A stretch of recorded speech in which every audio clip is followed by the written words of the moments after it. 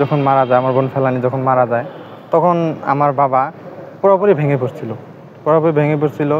তখন তখন কেউ সাহায্য সহযোগিতা করে না, কিন্তু বিজেপি সদস্য আমাদের পাশে তখন ওই অবস্থায় ছিল। এখন ওই অবস্থা থাকার পরে আমরা একটু ভরসা পাই।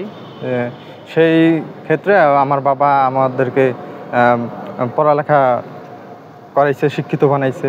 এখন আমি সেই সে যোগ্যতায় শিক্ষিত হওয়ার পর সেই যোগ্যতা আমি বিজেপিতে পরীক্ষা দিই। পরীক্ষাতে আমি উত্তীর্ণ হই। যখন আমি পরীক্ষা উত্তীর্ণ হই, যখন আমি টিকি সব ইয়েতে, সব দিক থেকে টিকি, তখন ওরা জানতে পারলো, বিজেপিরা জানতে পারলো যে আমি ফেলানীর ভাই। এবং সামনে আমার এই ট্রেনিং আছে, আপনারা সবাই আমাদের জন্য দোয়া করবেন।